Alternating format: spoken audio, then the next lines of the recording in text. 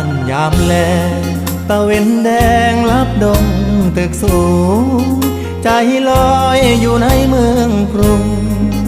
ไปถึงทิวทุ่งท้องนาคือทอดแม่พ่อ